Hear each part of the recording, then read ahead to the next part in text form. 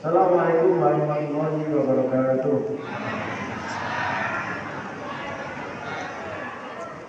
Innal hamdalillah nahmaduhu wa nasta'inuhu wa nastaghfiruh wa na'udzu billahi min shururi anfusina wa min sayyiati a'malina.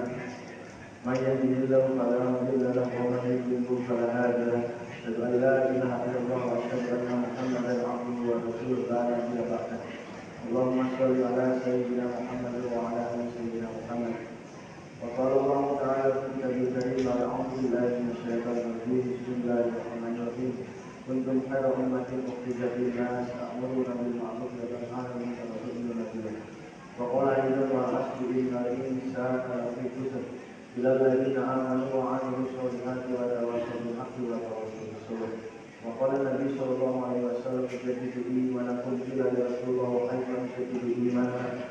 Qala Rasulullah sallallahu alaihi wasallam akhsiru min qawli la ilaha illallah sadaqal 'azim.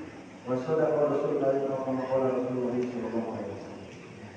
Bapak-bapak, ibu-ibu, jamaah Yasinan Nagari Pagariung yang sama-sama mengharap kepada Allah Subhanahu wa taala, terkhusus yang saya banggakan dan muliakan Bapak Ketua Yasinan, Bapak Wali Nagari Pagariung, Bapak Ketua Kan Pagariung, Bapak DPRN Ketua DPRN Pagariung, tokoh adat, alim ulama, ini mama, ada tokoh pemuda, tokoh pemuda angkatan 65, tokoh pemuda angkatan 65 ya, tokoh pemuda dan tokoh pemudi angkatan 65, dan sama-sama mengharap di Allah Subhanahu wa taala. Bersyukur kepada Allah Subhanahu wa taala hari ini kita dikumpulkan di satu tempat yang mulia yang disebut dengan masjid. Inama ya'muru masajidallah man amana billahi wal yawmil akhir. Barang siapa yang dia memakmurkan masjid, satu tempat bidang tanah di dunia Allah Ta'ala yang disebut dengan masjid, surau, musola, langgar, di mana tempat tersebut dimuliakan Allah Ta'ala, maka orang yang masuk di dalamnya insya Allah mudah-mudahan dimuliakan Allah Ta'ala. Salawat dan salam menandakan kehadiran limpahkan kepada junjungan kita Nabi Muhammad Sallallahu Alaihi Wasallam. Bapak Ibu Allah Ta'ala, ini Pak, kalau boleh saya minta juga boleh kan? Ini kan putra ibu ya. Apa namanya? Namanya apa nih? Yang minta Ketiding. Iya, namanya apa? Ketiding. Namanya apa? Ketiding, ketiding. Boleh nggak saya muter satu kali berketiding Polres, Bu? Boleh ya? Boleh, Bu? Buat Polres, muter satu kali lagi ketiding buat Polres. Ibu nggak nanya buat apa? Nggak nanya. Tapi boleh ya? Habis ini dihitung, di sini muter lagi ya? Boleh. Saya mau kasih tahu, saya butuh duit. Saya mau merenovasi penjara Polres Tanah Datar. Karena sekarang penjaranya sudah penuh. Orang di sana di dalam penjara tidurnya kayak ikan kering. Sudah penuh, kasihan. Di dalam penjara mereka sudah penuh, tidurnya hampir-hampiran, nggak bisa tidur, sebentar lagi tidurnya berdiri mereka, kan kasihan ya. Makanya butuh dana untuk renovasi supaya lebih lebar lagi begitu penjaranya. Boleh Pak? Boleh? Pak, boleh? Boleh nggak Bu? Boleh? Supaya penjaranya lebih lebar ya. Saya punya cita-cita semua orang Tanah Datar masuk penjara Polres. Hah? Nggak? Nggak boleh nggak? Tapi kan boleh. Kasihan itu anak kemenangan kita di dalam. Tidurnya hinting-hintingan. Dia merasakan. Ibu tiga sekali sama anak. Kenapa jawabannya nggak boleh Bu? Kan harusnya seperti itu membangun, itu renovasi.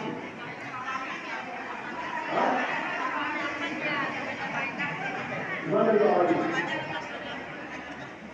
Kita minta sumbangan bagi masyarakat ini nggak boleh. Bapak Ibu saudara, jadi tidak boleh nih. Bolehnya apa? Penjaranya kita kecilkan. saya punya cita-cita kalau perlu semua pasangan datang masuk penjara. Bapak, Ibu, rata-rata setiap 2 hari sekali saya akan coba. Rata-rata selama saya berdinas dari tanggal 18 April 2025, saya mendapat dalam 2 hari sekali 1 orang pengajar. Yang terakhir orang Bali. Baru Pak, anak data. Yang terakhir 3 orang kemarin dapat kasat tahanan dan titipan. 3 orang membawa 23 paket sabu. Satu paketnya bisa dipakai 25 orang. 25 kali 20 berapa Bu? 500 orang. Betul? Ini ada 500 saya sekali. Kalau saya bagi semuanya kan.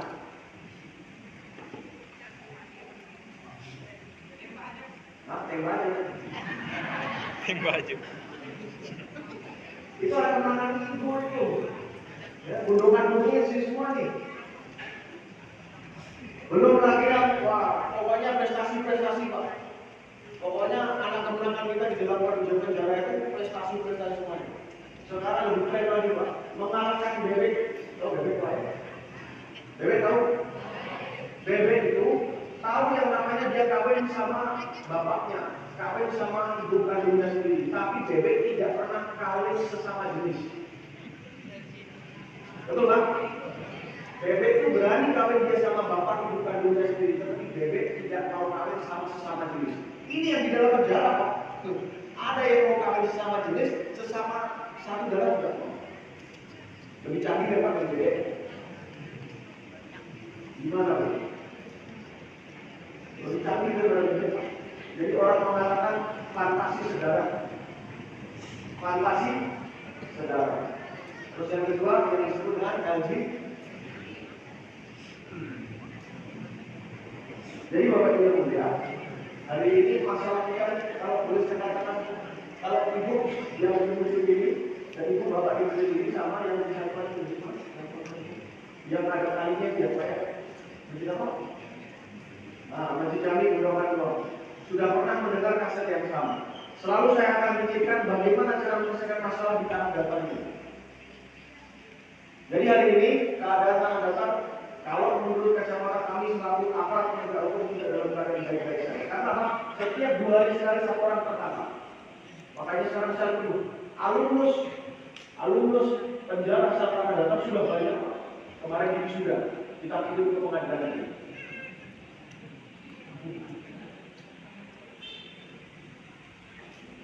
Dan subhanallah ajaib ya Pak. Semuanya orang Islam. Semuanya orang. Maka hari ini kalau ini ya, saya bukan ekstremis aman ya. Saya mau titip. Ini masalah ini harus diselesaikan. Saya minta bantuan Bapak sama Ibu gimana cara menyelesaikan. Kalau ditangkap terus, kami bisa. Tapi juga bisa lama-lama kasih banget sama Ibu. Membesarkan siapa dengan pasangan datang dulu. Karena belum ada jalannya, orang di penjara keluar jadi tobat darah. Yang ditangkap ketika 1 bulan saya menjabat menjadi Kapolres, itu narkoba dia membawa barang bukti 12 kilo. Kalau 12 kilo daging sapi buat berendam apa? 12 kilo buat berendam Pak, enak. 12 kilo narkotika. 12 kilo narkotika kalau dibagi-bagi rame-rame itu 1 kota batu saka masuk. Dan ajaibnya lagi mereka sudah menjual kepada anak-anak kita, anak-anak kecil, anak SD. 12 kilo. Dan 2 orang tadi sudah pernah dipenjara di tahun 2017. Kalau tidak salah 4 tahun, 2017, 18, 19, 20, 21. 21 keluar dari penjara, 2025 masuk lagi. Kangen sama penjara, ketagihan. Makanya kita bisa aja Polres itu caranya. Sepakat Pak? Ya. Gimana Bu? Kita besarkan kan? Jadi sekarang saya akan bimbing Bapak dengan Ibu bagaimana risaukan negeri kita ini. Kita menunjukkan tanah datar yang kita cintai. Kita risaukan bagaimana negara kita ini. Ini mau dimana negara kita? Dan seperti seolah-olah pelakunya adalah orang-orang di bawah 40 tahun. Makanya sekarang saya cari nggak ada di sekarang di bawah 40 tahun nggak ada. Ada di bawah 40 tahun? Satu, saya dua. Saya 40. Bu, gimana nih mau dibiarkan saja? Dibiarkan saja nggak? Biarkan saja. Tangkap saja gitu. Dan rata-rata sekarang anak kebarangan kita semuanya ada di sekitaran di Tapangan di Purwokerto kemana-mana. Kalau setiap malam, setiap hari anggota saya patroli pasti ada bertemu dengan mereka. Tapi kalau patroli di masjid, yang ketegur sama Jakarta 65. Di pintu situ tertulis, masjid ini hanya untuk remaja di bawah umur di atas umur 40 tahun. Remaja di atas umur 40 tahun. Yang cuma di bawah 40 tahun cuma imam sama muazzinnya. Ini bahaya Pak. Nanti kalau kita semuanya mati masjid kosong. Padahal masjid adalah tempat di mana sebuah pendidikan yang sangat vital. Masjid tempat belajar agama. Masjid tempat belajar adat. Masjid tempat belajar adab. Adab dan adab. Adab dan adab. Betul Pak? Sekarang yang diajar, yang mau dikasih adab, yang diajar, muridnya pada kabur. Anak-anak kita nggak ada di masjid. Betul Bu? Di mana anak-anak kita sekarang? Nggak ada. Maka ini masalah besar. Hari ini Bapak yang mulia, sebenarnya kalau mereka ditanya, Pak, boleh nggak mereka pakai narkoba? Boleh Pak? Kalau mereka ini dalam perjalanan ditanya, kamu tahu nggak kalau narkoba itu tidak boleh dipakai? Dia bilang, tidak boleh. Tapi mereka apa? Mereka tahu nggak kalau jauh sapi itu tidak boleh? Mereka bilang, tidak boleh. Mereka tahu, tetapi mereka jauh sapi. Mereka tahu Pak yang namanya cabul, bermain dengan anak tetangga, umurnya 15 tahun. Mereka bilang, tidak boleh. Mereka tahu, tapi mereka lakukan. Ini keadaannya sama seperti keadaan zaman jahiliyah. Saya ulangi lagi, Bapak Ibu sudah paham. Zaman jahiliyah itu, zaman apa Bu? Bukan zaman kebodohan. Zaman jahiliyah bukan zaman kebodohan. Zaman jahiliyah adalah zaman di mana dia tahu tetapi sengaja melanggar. Jahil. Ada anak jahil, nggak suka dibegini-beginikan karena dia jahil, maka dibegini-beginikan tetangga, apa anak tetangga, maka akhirnya berkelahi. Dijahili teman. Ada tembok putih, nggak boleh dicoret-coret, ambil dicat sama Pak Wali Negari, dicoret-coret pakai kilo. Kalau ditanya, kamu tahu nggak ini tembok putih dicoret-coret boleh? Nggak boleh, Pak. Karena dia jahil, maka dicoret. Ada tahu orang lulus SMA, SMP, nggak boleh di bajunya dicoret-coret. Masih bisa dipakai sama adik kelasnya, betul? Tapi karena dia jahil, ikut temennya akhirnya dicoret-coret bajunya nggak bisa dipakai lagi. Jadi jahil itu tahu tapi sengaja. Zaman jahiliyah dulu waktu itu ya. Dulu mereka tahu ada satu Tuhan di atas langit namanya Allah. Tuhannya Nabi Ibrahim. Tuhannya yang bikin Ka'bah. Mereka tahu, tetapi mereka membuat Tuhan-Tuhan kecil di bawah langit, di atas bumi yang disebut dengan berhala. Jumlahnya 360. Bapak kalau sudah pernah haji umroh, ada yang sudah pernah haji atau umroh Bu? Di sekitar Ka'bah itu ada 360 berhala. Setelah mereka tawaf di Ka'bah yang besar, mereka mentawafi Ka'bah mereka, tawaf di berhala-berhala mereka. Kalau mereka bertanya, tahu ada Tuhan yang satu di atas langit, mereka tahu siapa namanya Allah katanya mereka. Tapi mereka setelah itu menyembah berhala-berhala mereka di atas langit. Ini namanya jahil. Nah, umat zaman dulu jahil, umat zaman sekarang juga jahil. Itu keadaan. Maka sekarang yang bisa kita lakukan adalah bagaimana zaman dulu Nabi SAW menghilangkan kejahilan, kita ambil caranya Nabi, kita praktekkan di hari ini. Begitu kira-kira. Caranya bagaimana? Kan begitu. Caranya bagaimana? Caranya didatangi Pak, diajak ke masjid. Karena masjid tempat terbaik untuk memperbaiki setiap orang. Masjid tempat terbaik untuk memperbaiki iman seseorang. Kenapa orang melakukan kerja yang sudah masuk masjid tidak pernah mengajar mereka masuk dalam masjid? Masalahnya di situ, Pak. Jadi orang harus kembalikan ke dalam masjid. Karena apa? Yang diperbaiki Allah Subhanahu wa taala dalam masjid adalah iman kita, hati kita. Yakinnya sempurna kepada Allah Subhanahu wa taala. Datangnya kesempitan, datangnya masalah itu semuanya dari Allah. Kenapa orang melakukan kejahatan? Karena dia menjadikan kepada Allah Subhanahu wa taala. Kenapa dia melakukan kejahatan? Termasuk salah satunya dia tidak sholat. Karena dalam satu hadis dikatakan, inna sholata tanha. Sekarang kita sama-sama tanya, Bapak Ibu ada yang melakukan kejahatan? Tidak berani karena Bapak Ibu sudah sholat. Sekarang kita balik, yang di penjara kira-kira sholat atau tidak? Tidak pernah. Baru masuk penjara baru disuruh sholat, Pak. Itu masalahnya, karena tidak sholat maka berani melakukan kejahatan.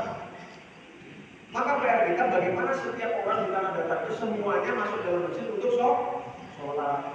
Di sini ada dalam masjid, Pak. Jadi nanti kapan-kapan saya mau nanya sama Pak Wali dari Pak Wali, berapa orang yang harusnya masuk masjid kan begitu. Kalau sampai nggak 100% masuk masjid, tanggung jawab Pak Wali. Ya Bu ya, tanggung jawab Pak Wali aja kalau semuanya. Pak Wali stres.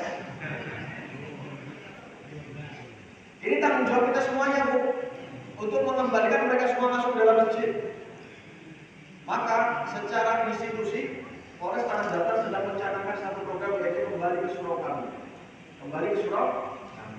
Jangan biarkan satu orang pun lalai tidak mengerjakan sholat di masjid. Dan ibu lebih baik dari mana? Semuanya punya suami kan, Bu? Suaminya di mana, Bu? Kenapa di rumah? Ibu membiarkan bapak-bapak suami ibu menjadi seorang laki-laki solehah. Bu, ibu membiarkan suami ibu menjadi laki-laki solehah. Laki soleh, lelaki soleh, sholatnya di masjid. Boleh baca kitab apapun, Nabi SAW tidak pernah sholat wajib di rumah. Nabi SAW tidak pernah sholat wajib di rumah. Sholatnya di masjid. Kalau tahajud, duha, awabin, sholat tahajud itu boleh di rumah. Tapi kalau Nabi dalam sejarah belum pernah saya lihat ada Nabi sholat, Nabi Muhammad sholat di rumah. Selalu di masjid. Sampai akhir hayatnya beliau sholat di masjid dengan dipapah 2 orang. Satu Sayyidina Ali, satunya Sayyidina Abbas. Jadi kalau laki-laki sholatnya di rumah, nyontoh siapa kan begitu? Yang ngajarin siapa begitu? Atau jangan-jangan ibu yang nyuruh nih, Bang, jangan sholat di masjid, Bang, sholat di rumah aja. Saya sholat di masjid begitu. Makanya besok harus 8 masjid Pak di negari Pagarium semuanya laki-lakinya sholat di. Kenapa bukan harus sholat di masjid? Maka ketika sholat di masjid Allah turunkan keberkahan, Allah turunkan sakinah. Jadi laki-laki yang bertanggung jawab.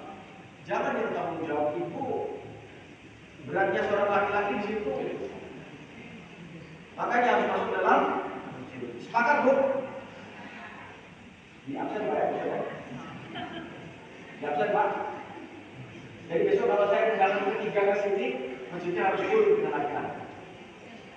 Bapak yang mulia, kenapa harus balik ke masjid?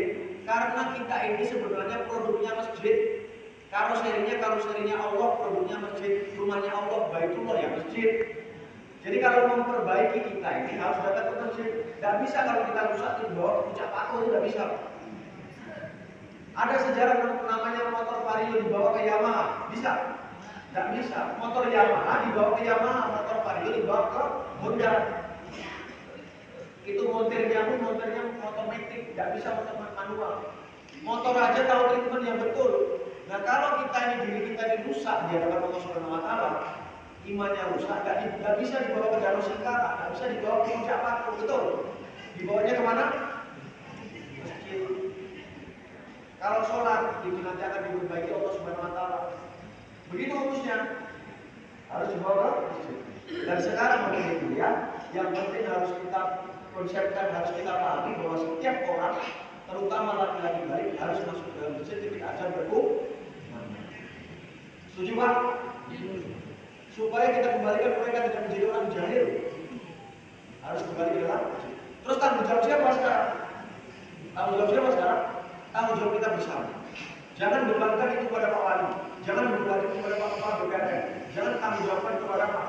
nggak bisa.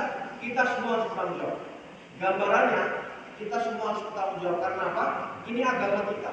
Coba kalau dua orang masuk ke sini, bilang sama Pak Wali, saya tidak mau merusak masjid, saya tidak mau merusak jendela, tidak mau merobohkan itu. Saya minta izin memotong tiang masjid, boleh? Boleh Pak? Tidak boleh. Kenapa? Karena ini tempat kami beribadah. Kalau tiangnya dipotong, maka masjidnya akan. Kata Nabi itu, siapa yang dia sholat, dia menegakkan tiang agama. Siapa yang dia tidak sholat, dia merobohkan tiang. Sekarang suami-suami ibu yang tidak ke masjid sudah merobohkan tiang agama. Ayo. Yang kelihatan suami istri, mana suami saya? Apakah rela suami ibu merobohkan tiang agama? Berarti besok suamiku harus datang ke masjid sholat 5 waktu. Kalau tidak mau Bu, nggak usah kasih jatah.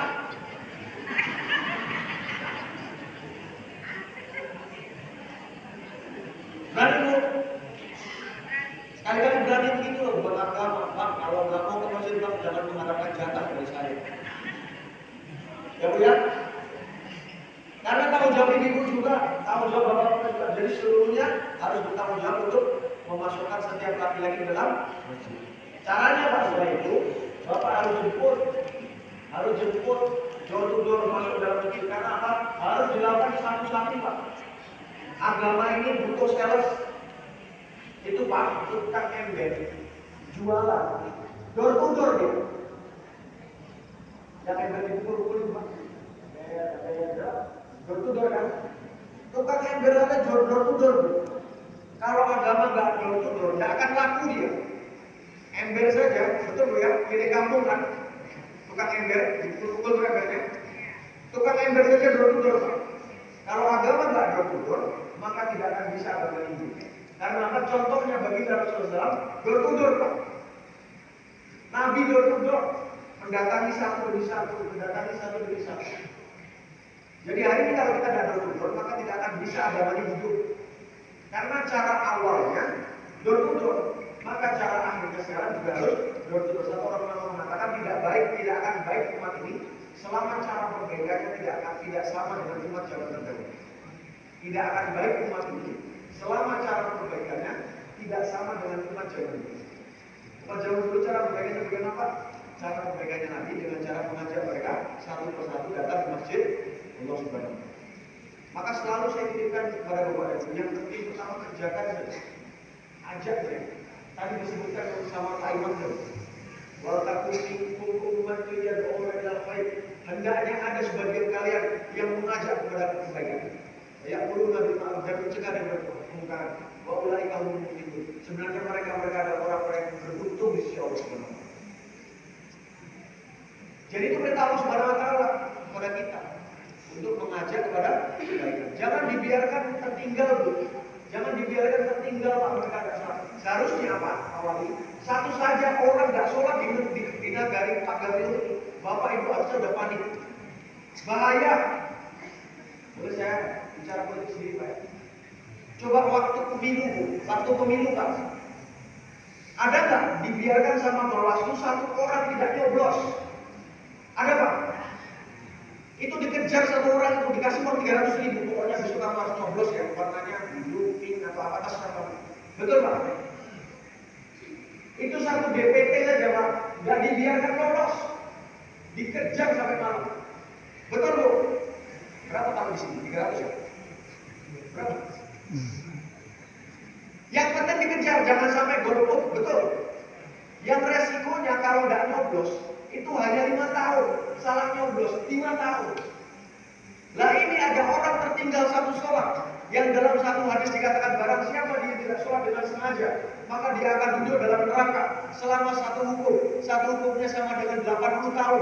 80 tahunnya dikatakan sama dengan dikalikan satu harinya 1000 tahun hidupnya. Jadi satu orang mengatakan kalau dia meninggalkan satu sholat dengan sengaja, maka 280 juta tahun dia akan duduk di dalam neraka. Bapak biarkan ibu biarkan mereka tidak sholat. Bagaimana otak kita ini?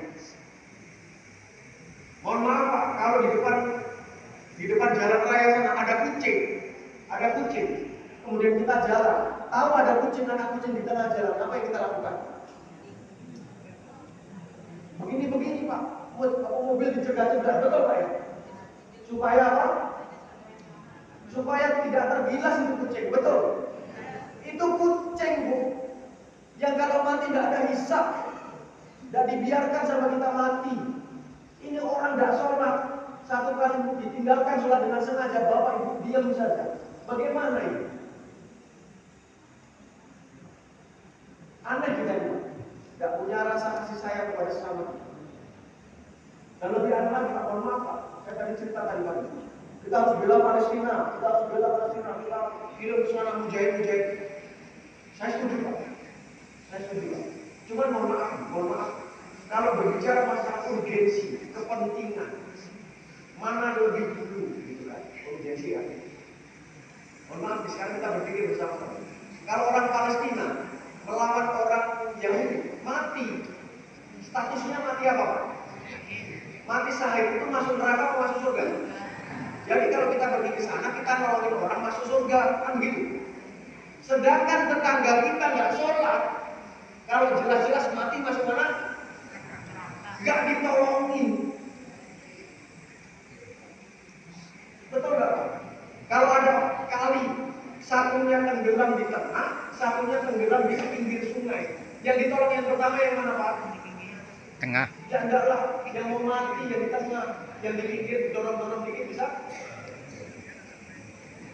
Betul Pak? Jadi sekarang kalau saya mau bilang nih, Bapak mau kirim mujahid ke Palestina duluan atau kirim orang yang tetangga Bapak Ibu tak sholat?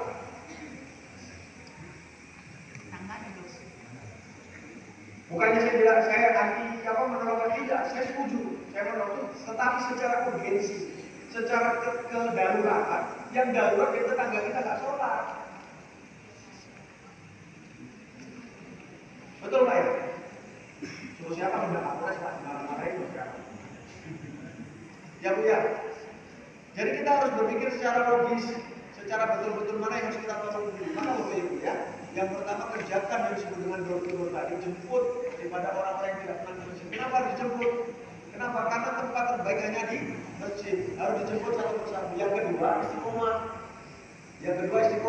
Kenapa harus istiqomah? Karena berulang-ulang yang penting dikerjakan. Zaman jahiliyah dulu ada nabi, karena nabi tidak door-to-door, umat tidak berubah. Ada zaman jahiliyah, ada nabi di sana, tapi nabi tidak melakukan door-to-door, maka umat tidak berubah. Bahkan sebaliknya, nabi dibilang siddiq, amanah, tabligh, fatonah. Betul kan? Tapi begitu nabi door-to-door, nabi jemput orang, nabi memperkenalkan dengan Allah Subhanahu wa taala yang satu, yang esa. Nabi dibilang gila, nabi dibilang majnun, nabi dibilang manusia agama. Tetapi efek daripada itu, Abu Bakar masuk Islam, Sayyidina Utsman masuk Islam, Sayyidina Abdurrahman bin Auf masuk Islam. Hari ini Bapak Ibu yang mulia, kalau Ibu tidak bergerak, Bapak tidak bergerak, maka umat dunia dari 4 ini tidak akan bergerak. Yang LGBT, yang narkoba, yang maling, yang meningkat imannya cuma yang datang ke masjid. Yang datang tidak akan bergerak. Betul Bu? Betul Bu ya? Jadi sekarang saya mau minta akad sama Bapak. Saya mau minta akad sama Bapak. 8 daripada masjid di Pantai ini, siapa didatangi Pak? Siapa didatangi Pak? Siapa ya? Jadi nanti saya mau ditanya sama mereka, saya bilang Pak, saya sudah mendelegasikan pemenang kepada Bapak-Bapak yang ada di Pantai ini. Siap Bu? Siap Bu? Mengingatkan suaminya? Awas.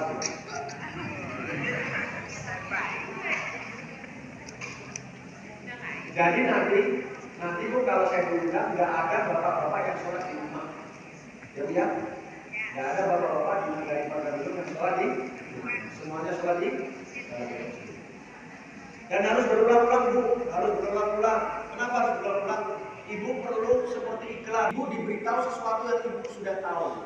Bapak diberitahu sama sesuatu yang Bapak sudah tahu. Contohnya, Bapak sudah tahu kalau lapar itu makan. Tapi saya datang tiap hari 5 kali. Subuh saya datang Pak Wali kalau lapar makan ya. Zuhur datang lagi Pak Wali kalau lapar makan ya. Asar datang lagi Pak Wali kalau lapar makan ya. Maghrib datang lagi Pak Wali kalau lapar makan Bapak ya. Isya datang lagi. Hari kedua begitu lagi. Kira-kira lama-lama Pak Wali ngomong sama saya apa Bu? Bosan saya lihat tahu Pak. Saya tahu Pak, kalau namanya lapar saya harus betul. Tapi kenapa untuk iklan Aqua ada terus pada ibu Bapak sudah tahu semuanya? Karena orang Aqua mengatakan, Pak, Bu, saya mau Aqua bukan di sini, tetapi Aqua ada di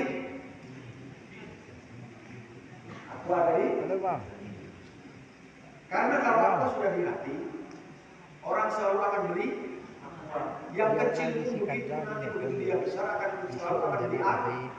Ada buktinya, ada ibu, bapak perintahkan anak-anak untuk beli air di sana. Dia bilang apa? Oh, beli Aqua kan? Padahal yang diambil Nestle, Amia, betul? Itu buktinya Aqua sudah ada di dalam. Dia akan mengatakan kalau Aqua sudah di sini Pak, pabrik saya tambah besar, karyawan saya tambah banyak, duit saya tambah. Tapi Pak, kalau tidak saya iklankan, boleh jadi 5 tahun belum ada efek. Tetapi mulai 10 tahun, apa yang terjadi? Yang Aqua tadi sini tercabut, yang Aqua tadi sini tercabut sehingga akhirnya orang tidak iklan Aqua, karyawan saya cepat jati, pabrik saya tutup, duit saya tidak dapat, akhirnya saya bangkrut. Betul?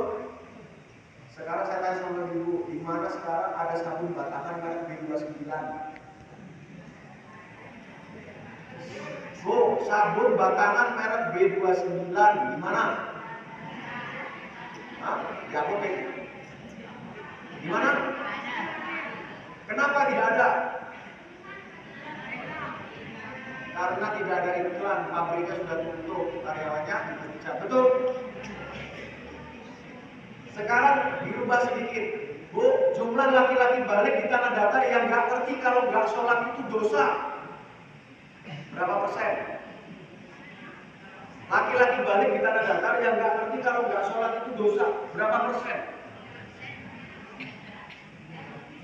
Sama jawabannya, 0%, mendekati 0%. Betul?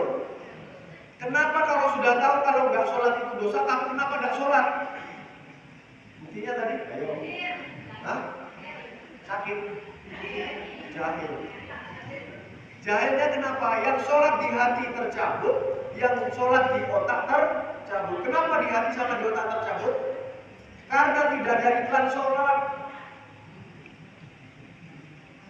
Bapak mengatakan yang penting saya sholat, istri saya sholat, anak saya sholat. Orang nggak sholat bukan urusan saya, urusan dia sama Tuhan dia.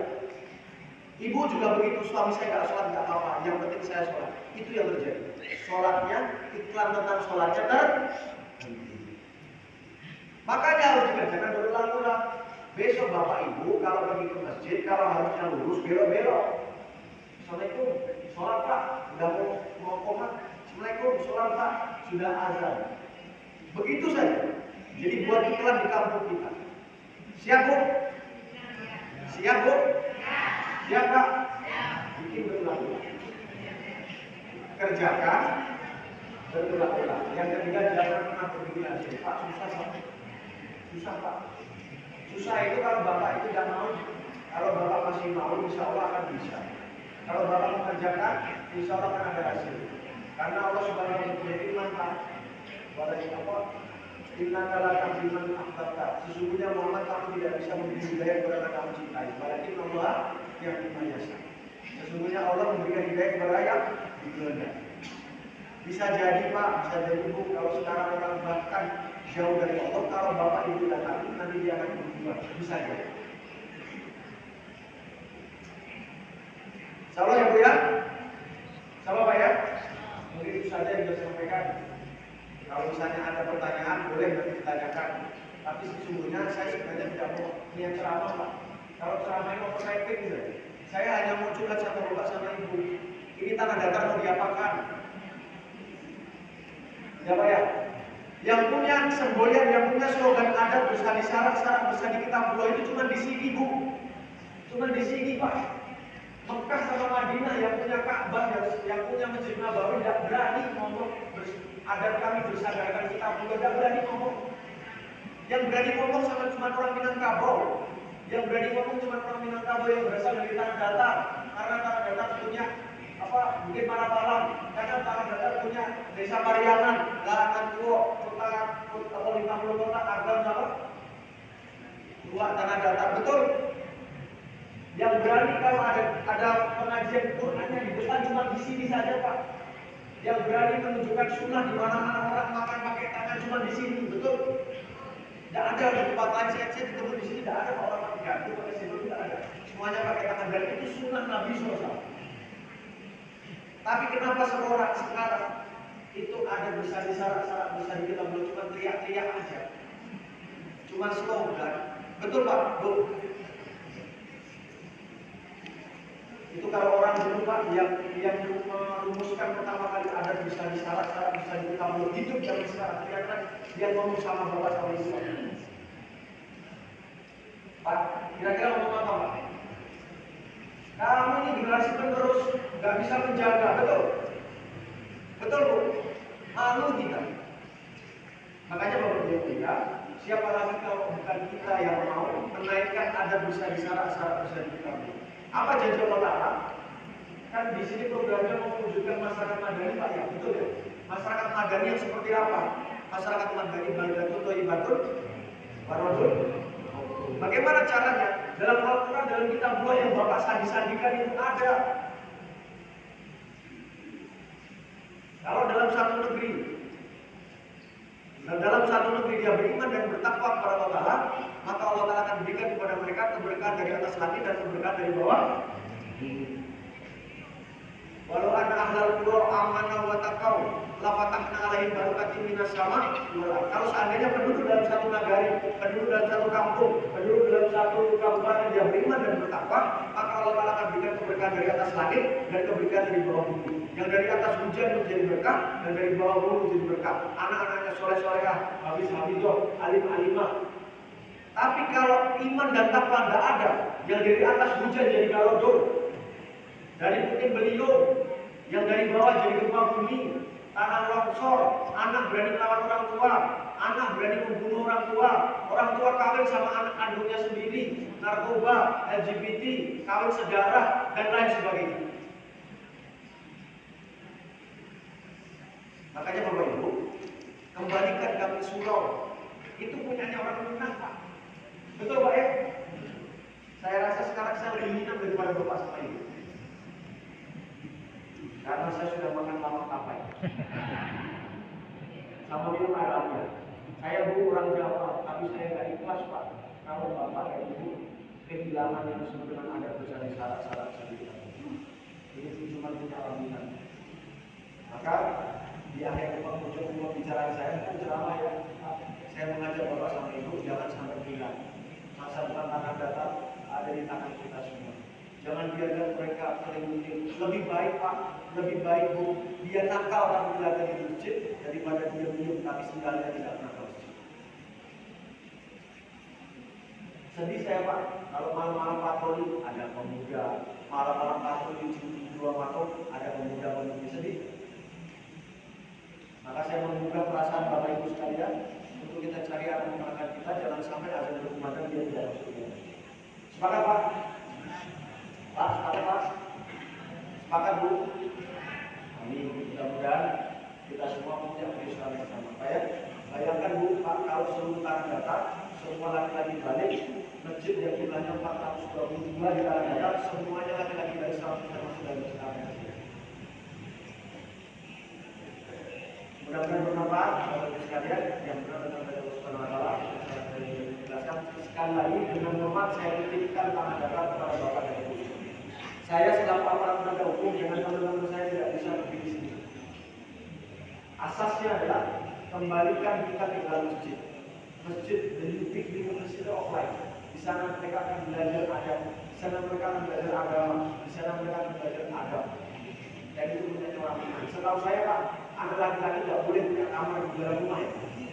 Betul Bu? Cuman sekarang tidak ada di rumah, tidak ada di masjid. Di mana mereka? Mari kita cari mereka, kita masukkan mereka di dalam.